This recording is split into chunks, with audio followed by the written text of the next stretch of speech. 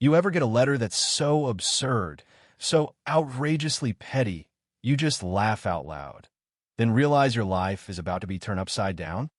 Because that's how it started for me, sitting on my porch with a cup of burnt gas station coffee, listening to the birds when Karen, the queen of the Oak Ridge Homeowners Association, showed up waving that foreclosure notice like she was Caesar and I was some upstart barbarian. This is no longer your property, Mr. Caldwell. The association is taking possession in 30 days. She said it all official, every syllable sharper than the mountain air. Her floral print muumuu looked like it had lost a fight with a tiki bar. I swear, you've never seen a more ridiculous sight than this woman, broad as a refrigerator, clutching a stack of paper like it was the Magna Carta, grinning like she'd just discovered fire. She thought she'd won. She thought a $75,000 bill for a non-compliant wood stain and an unauthorized bird feeder, I kid you not, was the end of it. That she'd finally seized the land my grandfather and I built with our bare hands. But here's the thing. She had no idea she'd just kicked a hornet's nest. 20 years in the Army Corps of Engineers taught me about structures and sieges. She handed me her weapon and didn't realize she'd just declared war. On my porch, my land, my story. If you've ever had a run-in with a nightmare HOA, you know exactly what I'm talking about. You also know how easy it is for these little paper tyrants to ruin your day or your life. So stick around. I promise you, this story isn't just about a $100 fine or a can of wood stain. This is about how one stubborn, patient man, armed with the right information, can bring a whole corrupt system to its knees. Let me take you back before the fireworks, before the bird feeder became public enemy number one, before Karen's reign of beige terror. It started with a letter, one of those beige envelopes, the kind that smells faintly like drugstore perfume and someone else's self-righteousness. See, this place, this 10-acre slice of forest, wasn't just a house. It was a monument.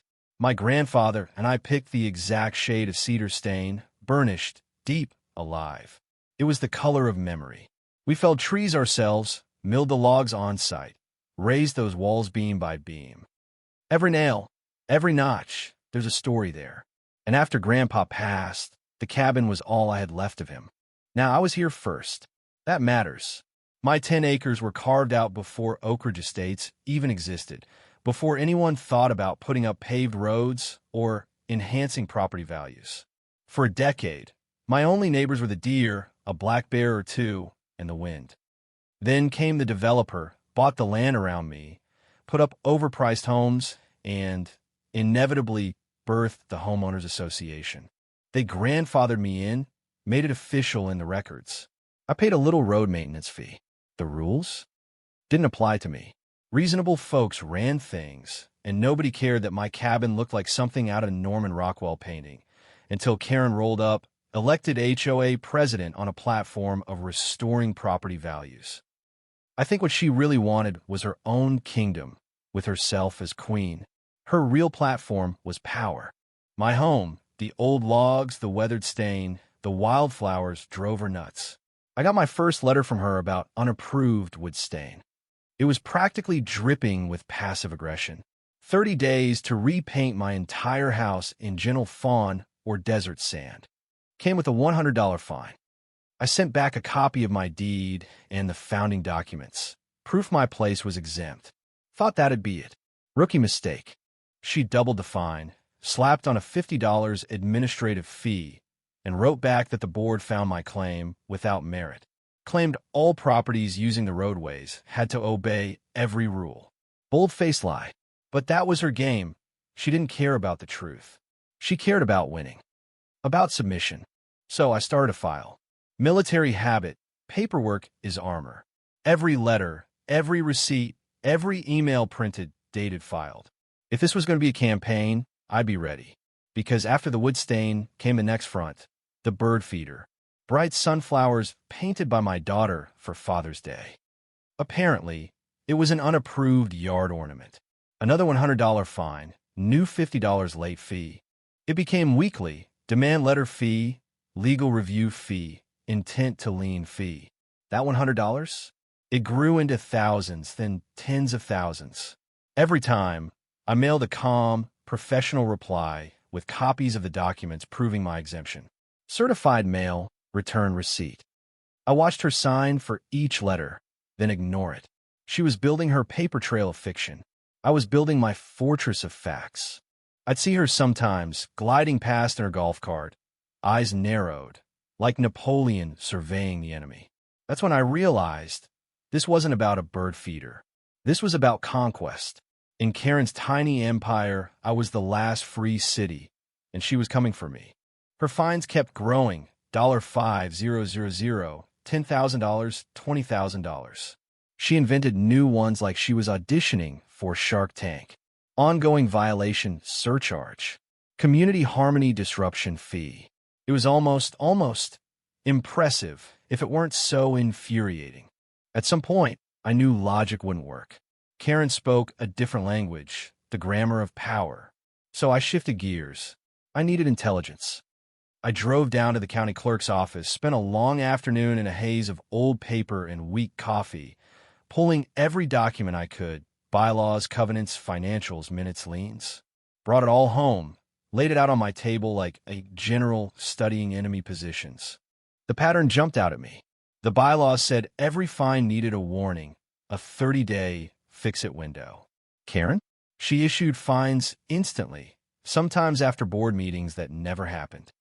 The financials, let's just say a lot of money had vanished in a legal consultation and administrative fees paid to mysterious LLCs. It reeked, but I needed more. People. So I started talking to neighbors.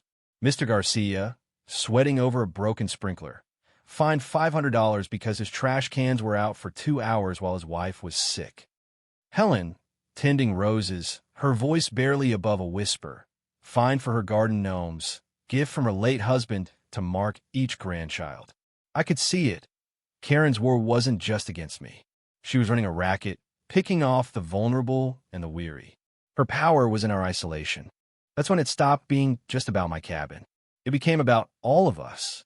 Then came the foreclosure notice, Karen's nuclear option.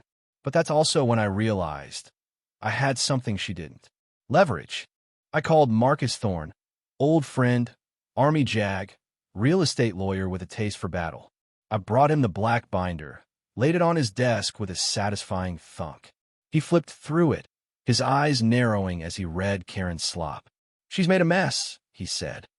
"We can fight this. Injunction, countersue. But Jack, if you want to burn it all down, you need real leverage." I smiled. See, after the Army, I built my own company, Northwood Title and Escrow. We're the biggest title insurer for high-value properties in 3 counties. 10 years ago, when Oak Ridge got platted, my company wrote the title insurance for every single home, including Karen's. Her vendetta? She just picked a fight with the guy who could put a freeze on every property sale in the subdivision. That changed everything. We let Karen and her loyalists keep digging their hole. Marcus filed the legal responses, but we waited, let the board spend more on lawyers, let them stew. Meanwhile, I went around, gathered the neighbors, Garcia, Helen, a couple others, to my workshop. We shared stories, pieced together the extent of the abuse. That night, I saw something change in their eyes. No more fear, just anger and a plan. We became the Oak Ridge Concerned Homeowners Committee, fancy name for a bunch of pissed-off neighbors with a share binder. We sent a blizzard of records requests, filed a blistering countersuit, and I drafted a letter from Northwood Title to the HOA. Due to pending litigation and governance issues, Northwood cannot guarantee title insurance on Oak Ridge properties until further notice. That was the atom bomb. The next week, the whole place froze, sales stalled, loans delayed, lenders started calling the board in a panic. The board, Karen's inner circle, tried to close ranks, but now their own wallets were on the line. Public opinion turned fast, especially after the local news ran a feature. Veteran faces foreclosure over a bird feeder. Sarah Jenkins, the reporter, nailed it. My face, Helen's heartbreak, Garcia's fear, aired to thousands. Suddenly, Karen's not just the neighborhood busybody. She's the villain in a county-wide drama. People who never paid attention before showed up mad. The next HOA meeting looked like a lynch mob with name tags. Karen tried to go on the attack, but when I projected the proof, her illegal fines, the secret meetings, the missing money, the room flipped. Bob, the finance guy, called for a vote of no confidence. Helen's voice, small but unshakable, said, "It's time." They kicked Karen out. Publicly. Ugly but quick. We got elected the troublemakers. Our first act, wipe every bogus fine, every debt Karen invented. Our second, open the books. What we found, Karen had been siphoning HOA money to her own shell companies, eating out on our dime, leasing herself a car. We turned the evidence over to the DA. 6 months later, Karen was indicted for embezzlement and fraud. The next week, I sent a letter on behalf of the new board and as the guy who owned Northwood Title, stating the HOA was now in compliance. The real estate freeze-thawed overnight.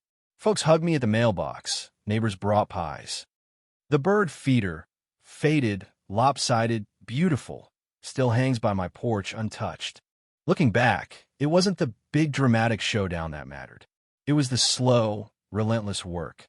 The paperwork, the patience, the allies you never knew you had until the fight came to your door. You learn something in a battle like this. Bullies only win if you let them divide you. The law, it can be a weapon for good or bad. It all depends on whose hand it's in and how stubborn you're willing to be. And sometimes karma really does show up, late but spectacular. Karen ended up facing the judge she thought she'd never meet. The slate was wiped clean, the cabin safe, the bird feeder swinging gently in the breeze. Justice, not flashy, not perfect, but real. I find myself wondering, where do we draw the line? At what point does protecting the rules become weaponizing them? How much power is too much? And who keeps the keepers in check? If you've been through something like this, or you've got thoughts about what's fair, what's right, drop a comment below. Share your own story, because you never know who's listening, who needs to hear that they aren't alone. And if you're in a fight like mine, well, grab a binder, find your people, and don't let the bullies win.